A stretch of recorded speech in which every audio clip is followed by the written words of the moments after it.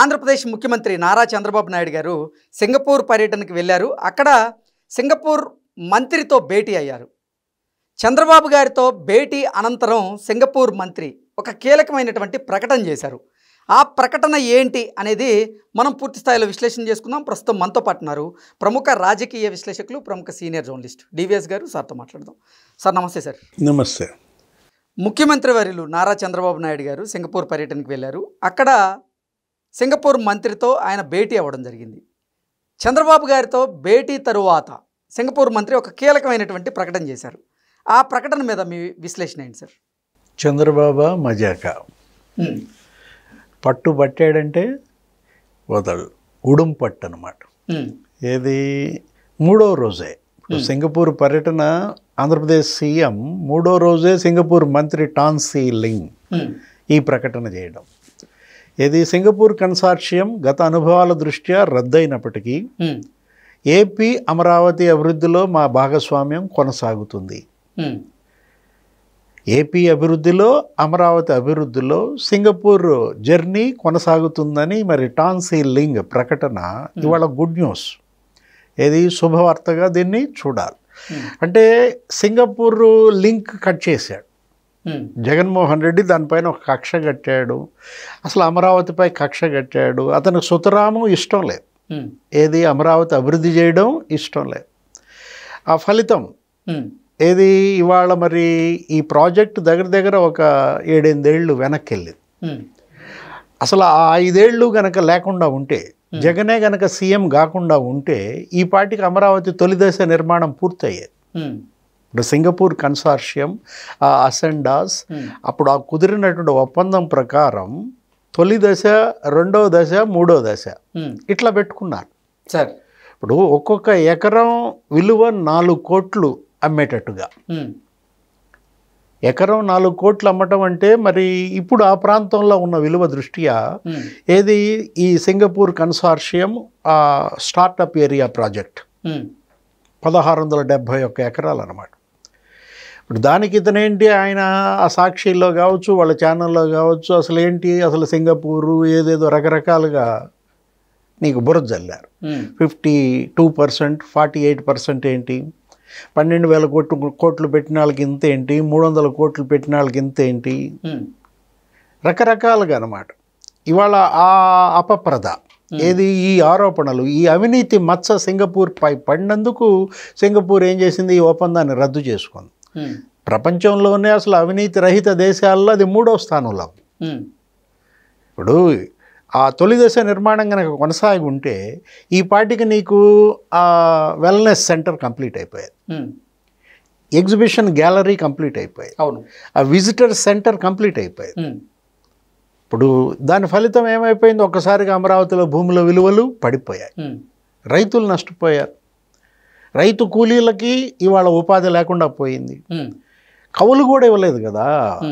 ఈ ప్రభుత్వాన్ని నమ్మి 34,000 ఎకరాలు ఇచ్చినటువంటి ఆ రైతుల్ని రోడ్ల పాలు చేసినటువంటి జగన్మోహన్ రెడ్డి మొత్తానికి మళ్ళా బతికింది. జగన్ ఎప్పుడైతే ఓడిపోయాడో అమరావతి బతకటమే కాదు, ఇవాళ ఆంధ్రప్రదేశ్కి అది గ్రోత్ ఇంజన్.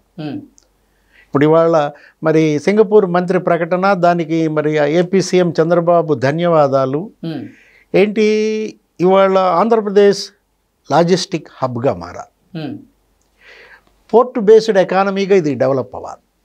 సింగపూర్ కూడా నీకు ప్రపంచంలో పోర్ట్ బేస్డ్ ఎకానమీలో అసలు 2nd బిగ్గెస్ట్ పోర్ట్ అన్నమాట సింగపూర్ పోర్ట్. అక్కడ సింగపూర్ జీడిపిలో నీకు మరి దగ్గర దగ్గర 7% దీని నుంచే వస్తుంది, పోర్టుల నుంచే వస్తుంది అనమాట. అంటే భౌగోళికంగా అది కరెక్ట్గా ఆ మిడ్ ఆఫ్ ద వరల్డ్ ఆ ప్రదేశంలో ఉండటం దానికి అలా కలిసి వచ్చింది. అటు జురాంగ్ పోర్ట్ కావచ్చు, టువాస్ పోర్ట్ కావచ్చు, మొత్తం అసలు సింగపూర్ ఇంత అభివృద్ధి చెందిందంటే నీకు ఆ పోర్టుల వల్లే అనమాట. 200 మ్యారిటైమ్ లింక్స్ ఉంటాయి. గ్లోబల్గా నీకు 600 పోర్ట్స్తో అది కనెక్ట్ అయి ఉంటుంది. ప్రపంచంలో అన్ని దేశాల్లో 600 పోర్టులతో నీకు టువాస్ కానీ లేకపోతే జురాంగ్ కానీ సింగపూర్ పోర్టులు కనెక్ట్ అయి ఉంటాయి. ఇప్పుడు ఆంధ్రప్రదేశ్కి సింగపూర్కి అదే నీకు సిమిలారిటీ. ఆంధ్రప్రదేశ్ కూడా భౌగోళికంగా కరెక్ట్గా నీకు సీ కోస్ట్, ఏది 1156 కిలోమీటర్లు లెంగ్తీ సీ కోస్ట్ అనమాట. ఇటు బే ఆఫ్ బెంగాల్ కావచ్చు, ఇటు మరి అరేబియా సముద్రం కావచ్చు, హిందూ మహాసముద్రం కావచ్చు. ఇప్పుడు అదే ఇవాళ చర్చ కూడా సింగపూర్ మంత్రితో ఏపీ సీఎం చర్చలో కూడా ఏంటి, మా పోర్టులు అభివృద్ధి చేయండి. ఇప్పుడు 6 పోర్టులు ఉన్నాయి, ఇంకో 4 పోర్టులు డెవలప్ చేస్తున్నాం. అంటే మచిలీపట్నం పోర్టుకు ఇప్పుడు కలిసి వచ్చిన అదృష్టం. కృష్ణపట్నం పోర్టే కాదు, నీకు అసలు అక్కడేంటి రామాయపట్నం పోర్టు. ఇప్పుడు విభజన చట్టం ప్రకారం మనకి దుగరాజపట్నం పోర్టు కూడా రావాలి. అవును. అంటే ఇప్పుడు 4 పోర్టులు అసలు ఆల్రెడీ నీకు శ్రీకాకుళంలో ఇవాళ ఉత్తరాంధ్రాకి ఇది ఒక అదృష్టంగా చెప్పాలి. ఏది Bhavanapadu port, Mulapeta port complete వచ్చేసాయి. ఇవన్నీ కూడా ఇప్పుడు నేను చెప్పినటువంటి 4 పోర్టులు. సింగపూర్ కనుక ఇవాళ నీకు ఈ పోర్టులకి మనకి గనక కొంత మ్యారిటైమ్ డెవలప్మెంట్ అథారిటీ గనక దోహదపడినట్లయితే ఈరోజు ఏది ఇవాళ మరి దేశంలోనే ఎగుమతుల్లో 6th ప్లేస్లో ఉంది. ఆంధ్రప్రదేశ్ భారతదేశంలో జరిగేటువంటి ఎగుమతుల్లో 6వ స్థానంలో ఉందన్నమాట. సరే, $20 బిలియన్ ఎగుమతులు ఇక్కడి నుంచే జరుగుతాయి. అసలు మరి మన కంట్రీ జీడిపిలో మనది 5th ప్లేస్లో. సింగపూర్ కనుక ఆంధ్రప్రదేశ్తో కలిసి మరి ప్రయాణిస్తే నీకు ఒక అద్భుతంగానే మనం చూడాలి.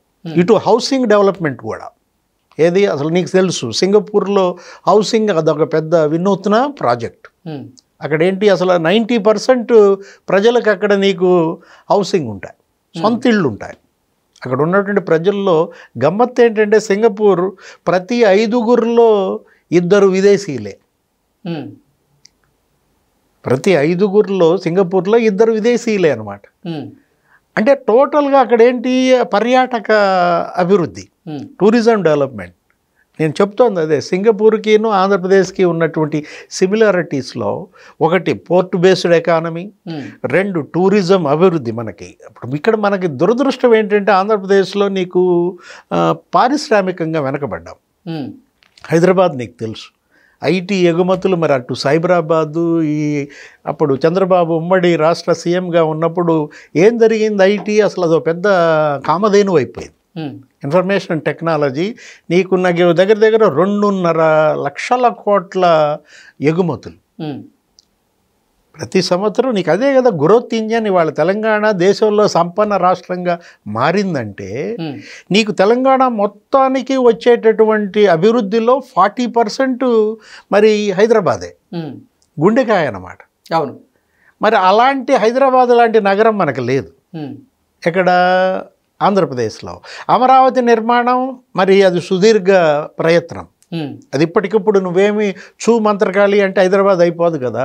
ఇవన్నీ రావాలా, ఇవాళ సింగపూర్ రావాలి. అదే చెప్పాడనమాట, ఏమని ఇవాళ క్వాంటమ్ వ్యాలీ పెడుతున్నాం, గ్రీన్ హైడ్రోజన్ వ్యాలీ పెడుతున్నాం. మా దగ్గర మరి ఒక ఎయిర్పోర్ట్లు ఏది మరొక 9 ఎయిర్పోర్ట్లు మేము సిద్ధం చేస్తున్నాం. అంటే 13 ఎయిర్పోర్ట్లు రెడీ అవుతాయి. ప్రతి జిల్లాలో ఒక ఎయిర్పోర్ట్ రాబోతోంది ఆంధ్రప్రదేశ్లో అంటూ లాజిస్టిక్స్ హబ్గా డెవలప్ అవడానికి ఏపీకి ఉన్నటువంటి అవకాశాలు, మొత్తం ప్రపంచ పెట్టుబడుల గమ్యస్థానంగా ఆంధ్రప్రదేశ్ మార్చడానికి తను చేస్తున్నటువంటి భగీరథ ప్రయత్నం ఏది యజ్ఞంలాగా చేస్తున్నారు. ఇదొక అదృష్టంగానే చూడాలా. ఈ 5 ఏళ్ళు ఏంటి ఇక గోల్డెన్ పీరియడ్ ఆంధ్రప్రదేశ్కి. మరి 2024 ఏది రాబోయే ఎన్నికలు 2029 నాటికి ఎంతవరకు వీళ్ళు గ్రౌండ్ చేస్తారు. ఈ ఇన్వెస్ట్మెంట్స్ కానీ ఈ కంపెనీలు కానీ ఇది 2 లక్షల మంది నీకు అక్కడ ఉపాధి పొందుతారు. ఇక్కడ సింగపూర్ పోర్టుల్లోనే ప్రొఫెషనల్స్ 2 లక్షల మంది ఉపాధి పొందుతారు.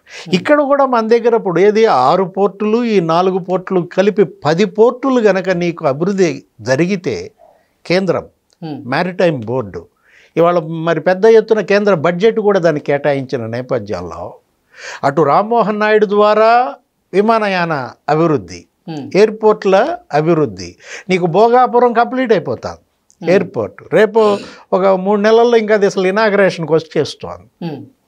అంటే 13 ఎయిర్పోర్ట్లు మరి 10 పోర్టులు నిజంగా అభివృద్ధి చెందాయనుకో ఎట్లుంటుంది ఆంధ్రప్రదేశ్?